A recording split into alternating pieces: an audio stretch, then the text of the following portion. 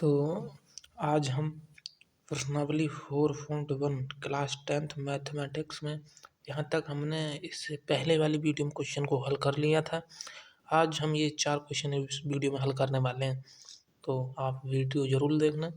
और अगर यहाँ से हम देखेंगे तो कह रहा है निम्न स्थितियों को द्विघात समीकरण के रूप में निरूपित कीजिए।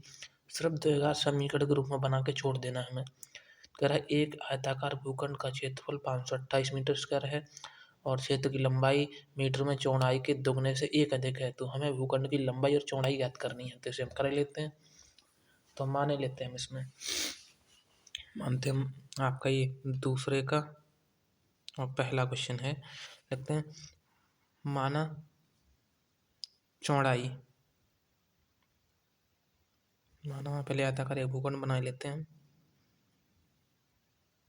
ये हो गया। तो माना चौड़ाई आपका x है, ठीक है, तथा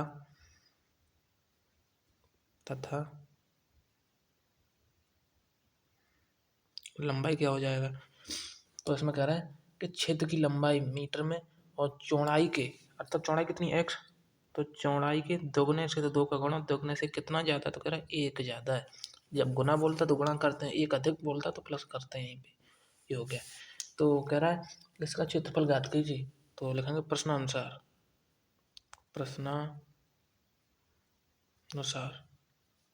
हमें मालूम है कि क्षेत्रफल हमें दे रखा है, हमें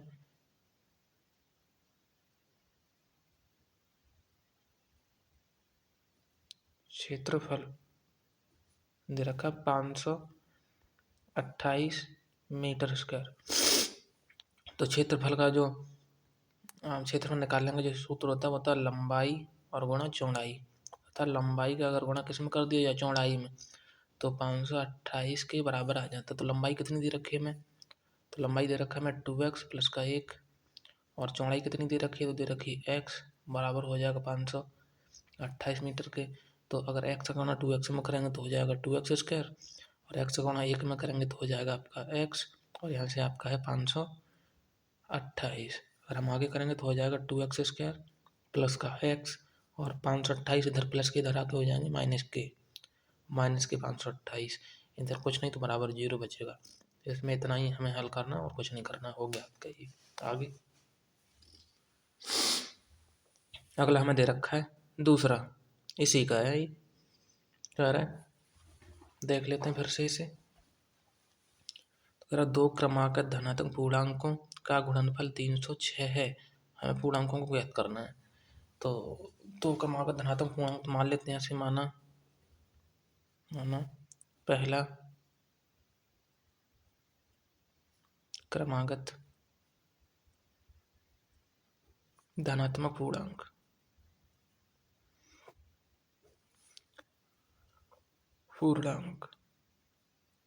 x है, तथा दूसरा क्रमागत धनात्मक पूर्णांक, दूसरा हो जाएगा आपका x प्लस का 1, ठीक है। पहला x है, दूसरा x प्लस 1। अगर 3 बोलता तो अगला ले लेते x प्लस 2, चौथा बोलता तो x प्लस 3 ले लेते हैं यहाँ पे। तो आगे कह रहा है कि इनका जो गुणनफल है, तो प्रश्नानुसार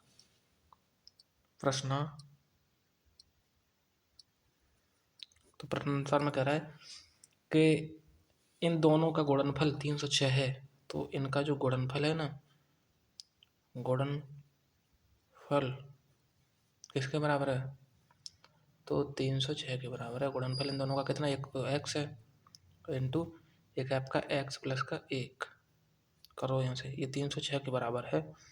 तो x का x में करेंगे तो हो जाएगा x स्क्वायर, और x का गुणा 1 में करेंगे तो हो जाएगा x, और प्लस के जो 360 इधर आके हो जाएंगे माइनस के 360। हमें सिर्फ द्विघात समीकरण के रूप में निरूपित करवा, इसलिए हम यहीं छोड़ रहे हैं दोनों को। आगे तीसरा हमें दे रखा है कि रोहन की माँ उससे 26 वर्ष बड़ी है, उनकी आयु वर्षों में का गुणनफल अब से 3 वर्ष पश्चात 360 हो जाएगी। हमें रोहन की वर्तमान आयु ज्ञात करनी है। तो मान लेते हैं, माना रोहन की आयु x है, माना माना रोहन की आयु x वर्ष है तथा माँ की आयु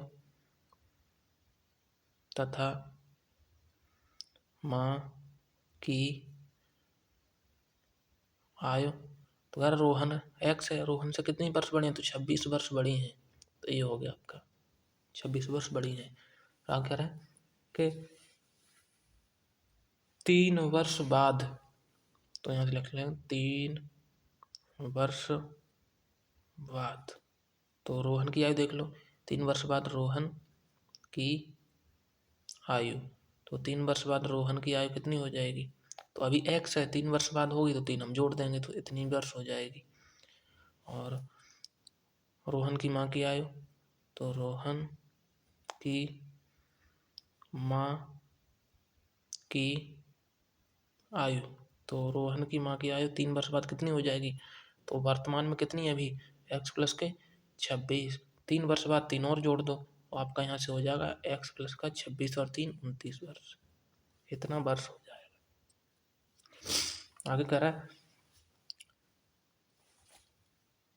3 वर्ष बाद 360 हो जाएगा। कह रहा है अब से 3 वर्ष बाद इनकी आयु का गुणनफल 360 है, तो लिखेंगे प्रश्नानुसार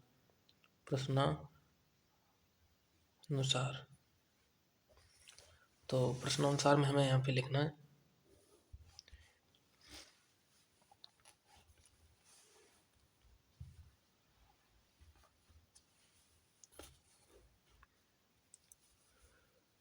आयु का गुणनफल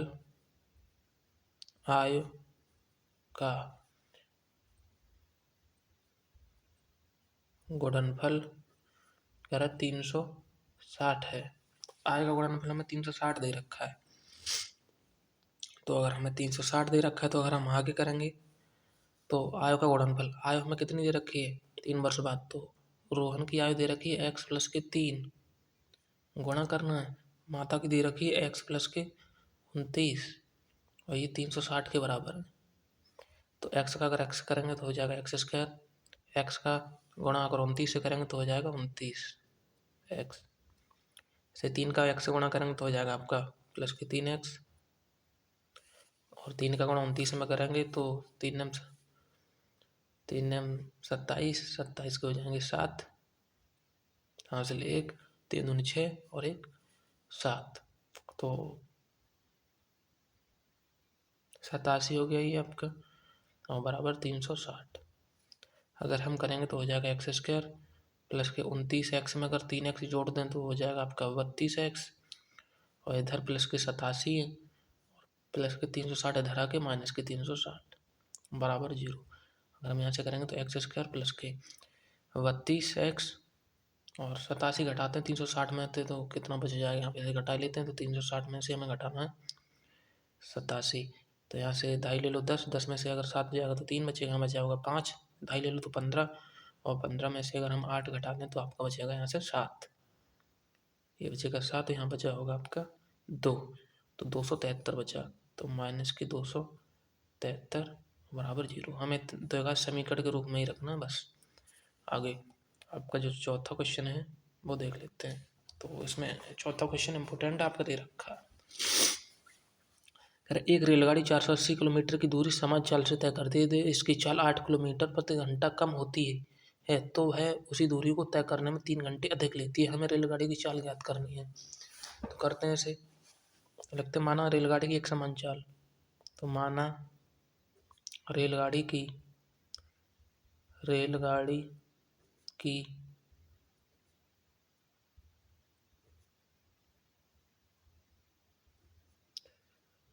एक समान चाल, तो माना रेलगाड़ी की एक समान चाल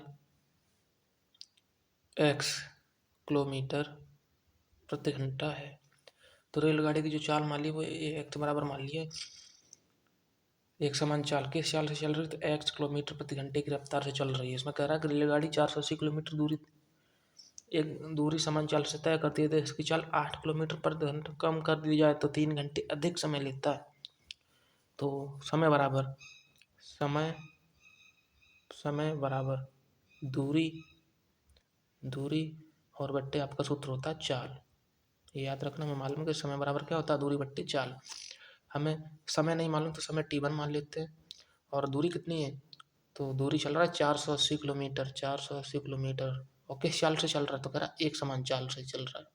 ये हो जाएगा आपका समीकरण 1। आगे कह रहा है पुनः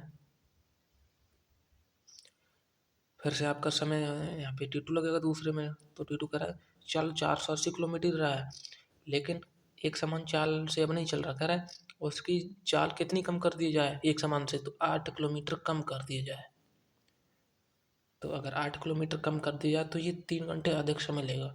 तो अधिक समय इसमें लगेगा, तो अधिक समय में से अगर हम जो कम समय लग रहा है वो घटा दें तो हमें नीचे समय मिल जाएगा कितना लगेगा। तो लिखेंगे प्रश्नानुसार। प्रश्नानुसार में जो ज़्यादा समय होगा t2, उसमें से क्या घटाएंगे t1। और ये घटाने में कह रहा है 3 घंटे समय लग रहा है, लेकिन देखते हैं कितना लग रहा है। तो t2 दे रखा है हमें 480 x माइनस के 8। तो प्रश्नानुसार t2 माइनस t1, तो ज़्यादा समय में से हम कम समय घटा रहे हैं।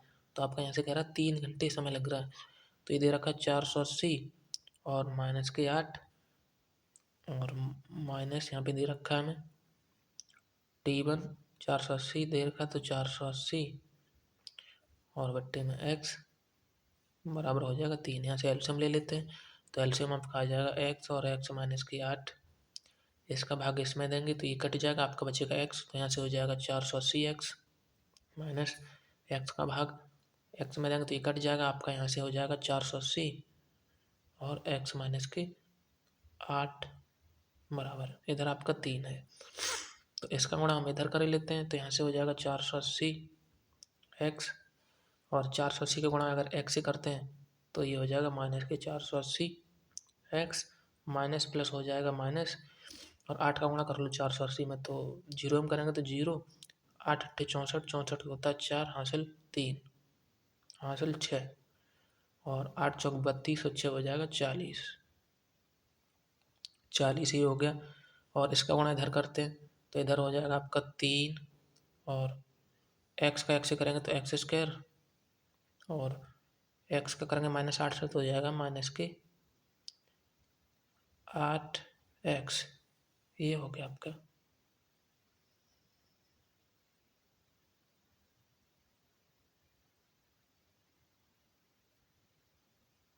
माइनस के 8x ब्रैकेट बंद कर दो यहाँ से। और 3 का गुणा भी किया नहीं तो हम यहाँ से करेंगे तो हो जाएगा आपका, देखो ये माइनस प्लस से ख़त्म, इधर मन ये बचेगा आपका तो 0। 8 अट्ठे 64 के 4 हासिल 6 और 8 चौक 32 और 6 38 होगा 38। तो माइनस के 3840 और 3 का गुणा एक्स स्क्वायर में करेंगे तो हो जाएगा 3 एक्स स्क्वायर और माइनस के 8 24। तो ये हो जाएगा आपका 24 और x। अगर हम इसे ये माइनस के 3840 इधर ले आएँ तो लिख सकते हैं 3x स्क्वायर माइनस के 24x और माइनस के 3840 इधर आके हो जाएंगे प्लस के 3840 बराबर 0। आप यहीं छोड़ सकते हो। ये आपका हो गया है सिर्फ द्विघात समीकरण में निरूपित कर पाना। तो आपका ये प्रश्नावली 4.1 आपका ख़त्म हो गया है। और इससे जो पहले वीडियो बनाया था उसमें हमने 4.2 ख़त्म कर लिया था। जो अगली वीडियो होगी उसमें हम 4.3 ख़त्म करने वाले हैं। तो अगर वीडियो अच्छा लगा हो तो हमारे चैनल को सब्सक्राइब करें।